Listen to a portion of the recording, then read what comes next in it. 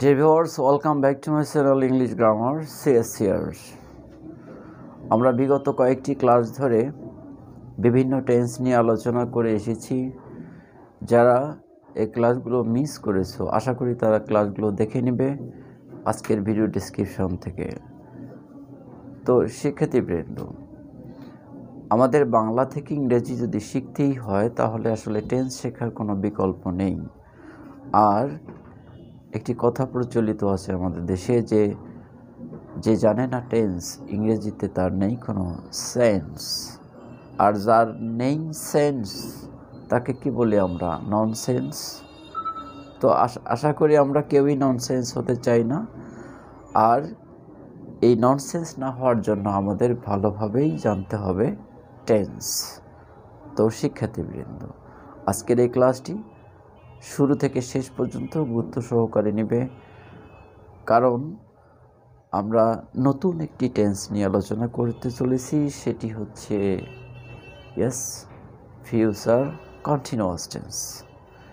হ্যাঁ, future continuous tense মূল আলোচনায় আসার আগে শিক্ষার্থীবৃন্দ আমি বরাবরের মতো আহ্বান করতে চাই, যারা এখনও পর্যন্ত আমার চ্যানেলটি সাবস্ক্রাইব করনি আশা করি তারা সাবস্ক্রাইব করবে। আর হ্যাঁ, ইতিমধ্যেই যারা সাবস্ক্রাইব করে এসেছে তাদের অশেষ ধন্যবাদ। তাহলে আর দেরি নয়, চলে যাওয়া যাক মূল করবে।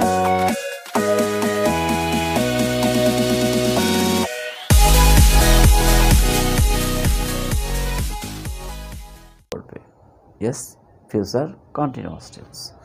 তো যে কোনো টেন্সের আলোচনার শুরুতেই যে প্রশ্নটি এসে যায় যে ফিউচার কন্টিনিউয়াস টেন্স কি বা কাকে বলে, তাই তো?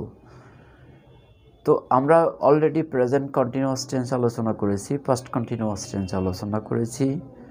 তাহলে ফিউচার কন্টিনিউয়াস টেন্স বোঝা খুব বেশি কঠিন মনে হবে না, কারণ কন্টিনিউয়াস মানেই কি? চলমান, রানিং। তার সঙ্গে যুক্ত হলো কি? ফিউচার, অর্থাৎ ভবিষ্যতে চলমান কোনো ক্রিয়া ভবিষ্যৎকালে যদি চলতে থাকে, হতে থাকে, করতে থাকে, যেতে থাকে, এমনটি বোঝায়, তাহলে সেক্ষেত্রে আমরা ইউজ করব ফিউচার কন্টিনিউয়াস টেন্স। এখন কথা হচ্ছে ফিউচার কন্টিনিউয়াস টেন্সের আমরা কিভাবে বাংলা থেকে ইংরেজি করব, বা কিভাবে বাংলা বাক্য দেখে বুঝব বা ক্রিয়াপদ দেখে বুঝব যে এগুলো ফিউচার কন্টিনিউয়াস টেন্স। তো কয়েকটি বাক্য দেখে নাও। যেমন ধরো, আমি ভাত খেতে থাকব, তুমি কাজটি করতে থাকবে, তারা ক্রিকেট খেলতে থাকবে। এই যে তে থাকবো, তে থাকবে, এই তে থাকবো বা তে থাকবে ক্রিয়াপদের শেষে এই চিহ্ন যখন যুক্ত থাকবে তখন চোখ বন্ধ করে তোমরা বলে দিতে পারো যে এই ক্রিয়াপদটি হবে কি? Future continuous tense. এখন প্রশ্ন হচ্ছে যে ফিউচার কন্টিনিউয়াস টেন্সের বাংলা বাক্যকে কিভাবে আমরা ইংরেজিতে গঠন করতে পারি। হ্যাঁ, তাহলে গঠনটি দেখে নাও। আর এই গঠনটি হচ্ছে subject plus shall be will B, shall be will be plus ing verb, that means ভার্বের প্রেজেন্ট ফর্মের সঙ্গে আইএনজি যুক্ত করব, প্লাস এক্সটেনশন, অর্থাৎ বাংলা বাক্যের অন্যান্য অংশ। তাহলে কি হলো? Subject plus shall be will be plus ing verb plus extension. Okay, আচ্ছা, কয়েকটি সেন্টেন্স আসলে প্র্যাকটিস না করলে বিষয়টি অতটা ক্লিয়ার হবে না। তাহলে এখন কয়েকটি সেন্টেন্স আমাদের প্র্যাকটিস করা যাক। এখন ধরো, আমি বইটি পড়তে থাকব। আই শ্যাল বি বা আই উইল বি, এখানে শ্যাল বি বা উইল বি নিয়ে অত তর্ক বিতর্কের কোনো কারণ নেই। আমরা সাবজেক্টের পরে যে কোনো সাহায্যকারী ভার্ব, অর্থাৎ শ্যাল বি বা উইল বি, দুটার যে কোনো একটা ব্যবহার করতে পারবো।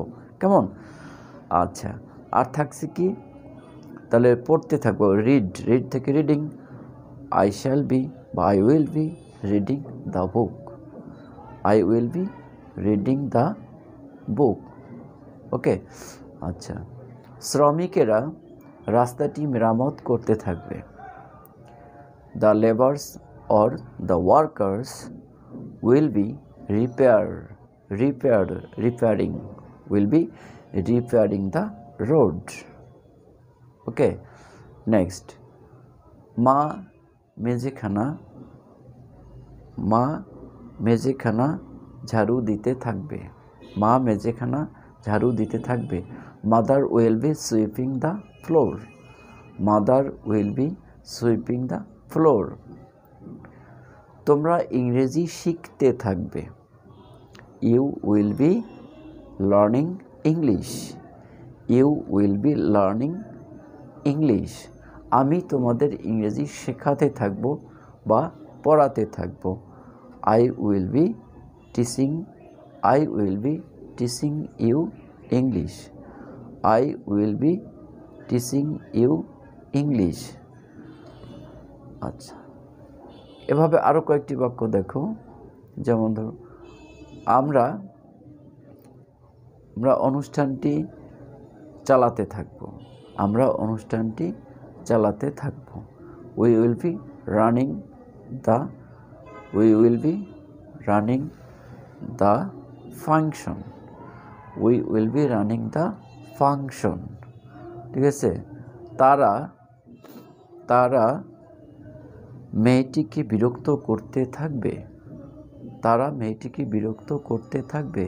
দে will be disturbing the girl. They will be disturbing the girl. আচ্ছা, এই এতক্ষণ ধরে আমরা যে বাক্যগুলো পড়ে আসলাম, এই বাক্যগুলো কি অ্যাসার্টিভ অ্যাফার্মেটিভ সেন্টেন্স। এমনও তো হতে পারে অ্যাসার্টিভ নেগেটিভ হতে পারে না। তাহলে নেগেটিভের ক্ষেত্রে আলাদা কোনো রুল, জাস্ট সেক্ষেত্রে সাহায্যকারী ভাব শ্যাল উইলের পরে নট বসাতে হবে। অর্থাৎ গঠনটি হবে তখন subject plus shall not be, will not be plus ing verb plus others. Subject plus shall not be বা will not be plus ing verb plus others. ঠিক আছে। আচ্ছা, যেমন ধরো, শিশুটি ছবিখানা আঁকতে থাকবে না। শিশুটি ছবিখানা আঁকতে থাকবে না। The baby will not be drawing the picture. The baby will not be drawing the picture. আমি পত্রখানা লিখতে থাকব না। I will not be writing the letter. I will not be writing the letter. আচ্ছা, ঠিক এই বাক্যগুলো আবার কি প্রশ্নবোধকও হতে পারে। তো প্রশ্নবোধক হলে ঠিক একইভাবে অন্যান্য টেন্সের নিয়ম অনুযায়ী সাহায্যকারী ভাব সাবজেক্টের আগে থাকবে, অর্থাৎ shall will plus subject, shall will plus subject plus be plus ইনভার প্লাস আদার্স। যেমন ধরো,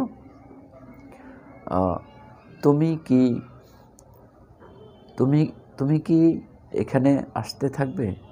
তুমি কি এখানে আসতে থাকবে না। এখানে আসা ভার্বটি আসলে এই কন্টিনিউয়াস টেন্সের ক্ষেত্রে অতটা সুইটেবল হয় না।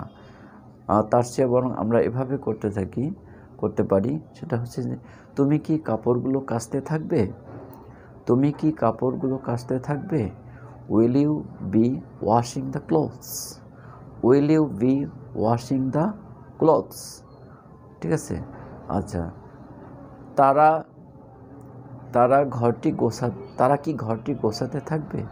তারা কি ঘরটি গোছাতে থাকবে। Will they be arranging. Will they be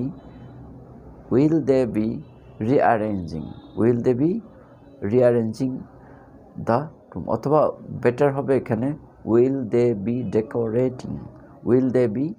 decorating the room বা will they be decorating the house. আচ্ছা, যেমন আরেকটা বাক্য দেখো, তুমি কি ক্রিকেট খেলতে থাকবে? তুমি কি ক্রিকেট খেলতে থাকবে? Will you be playing cricket? Will you be playing cricket? এভাবে শিক্ষার্থী বন্ধুরা, যদি এভাবে তোমরা এই অনুশীলনের মাধ্যমে টেন্সগুলো শিখে নাও, আশা করি টেন্স শেখার ক্ষেত্রে আমার আজকের এই ক্লাসটি তোমাদের জন্য অনেকটা হেল্পফুল হবে। আর তা যদি হয়ে থাকে, আশা করি একটা লাইক দেবে, বন্ধুবান্ধবদের সঙ্গে শেয়ার করবে, কেমন লাগলো না লাগলো কমেন্ট বক্সে জানাবে। হ্যাঁ, বিদায়বেলা আরেকবার স্মরণ করিয়ে দিতে চাই, যারা এখনও পর্যন্ত আমার চ্যানেলটি সাবস্ক্রাইব করনি, আশা করি তারা সাবস্ক্রাইব করবে। সেই আশা নিয়ে, সেই প্রত্যাশা নিয়ে আজকের মতো আল্লাহ হাফেজ।